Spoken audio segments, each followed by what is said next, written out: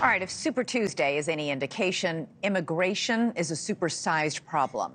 But politicians and even voters can't seem to agree on how to fix it. For those who live, however, in towns along the southern border, whatever the fix is, it can't come soon enough. Arizona is the next border state to hold primaries in 2 weeks, and voters there understand the migrant crisis all too well. The Tucson sector, which covers most of the state, apprehended more than 250,000 illegal immigrants in the first 4 months of this fiscal year. That is up 182% from the same time last year. The town of Douglas, Arizona, sits right along the southern border in the Tucson sector. Its mayor says the people there are in desperate need of resources. But with the latest border bill axed in Congress, there is no funding coming anytime soon. Joining us now is the mayor of Douglas, Arizona, Donald Huish. Good to have you, Mr. Mayor. The governor of Arizona, Katie Hobbs, vetoed a bill on Monday that would have allowed state police to arrest undocumented migrants. You say you agree with the governor's veto. Why? The reason I agree with it, Elizabeth, is the fact that it would place an undue burden upon our local law enforcement. We're understaffed right now. It's difficult to hire law enforcement at this point in time, and so it would increase that burden on them and would take away from their normal duties in our community. So in that aspect of it, I do agree with the veto.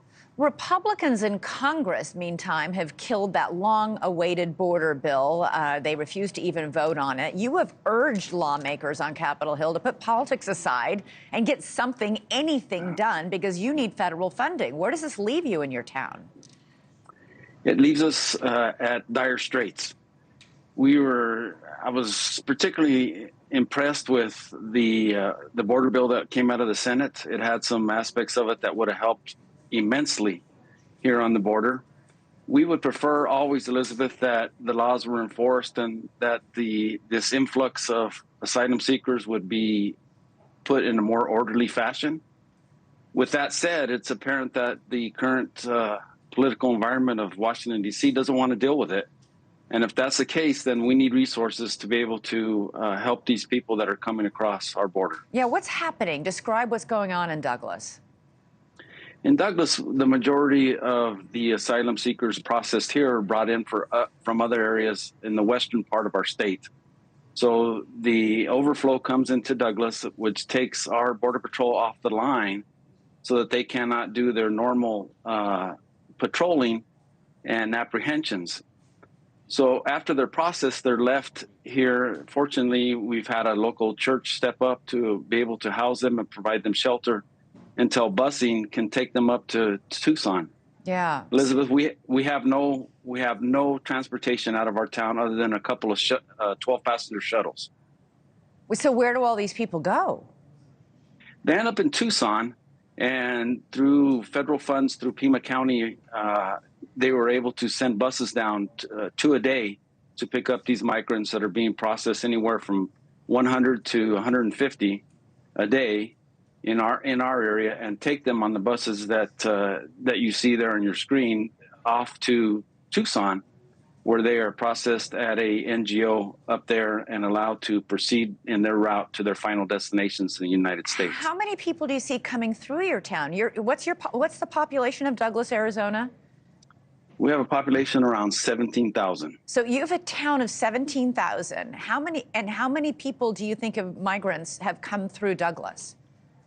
Oh, we're way over double that. I'm sure we're pushing upwards of 40,000 so far. And you're feeding and clothing and housing these people out of the town coffers and the generosity of churches? It's through the generosity of churches 100%. We've participated a little bit in providing porta potties and using some of our local prison population to clean the building, to help out in those areas, and to provide some stopgap funding. But it's primarily due to these churches, and they don't stay overnight primarily. They're usually send 2 buses a day down to Douglas and transport them up to Tucson. In February, you and a group of mayors from other towns in Cochise County signed and sent a letter to President Biden asking for more funding, more resources, more agents at the border. Have you received any response?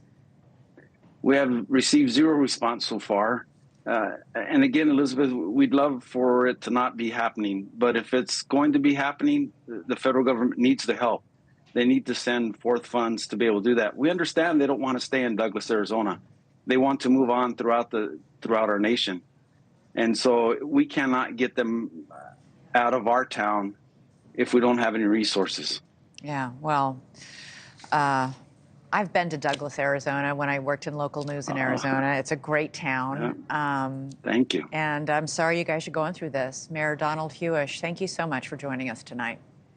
Elizabeth, thank you for bringing this to the forefront. It's a problem that affects all of us. Thanks so much for watching. Go to joinnn.com to find NewsNation on your television provider.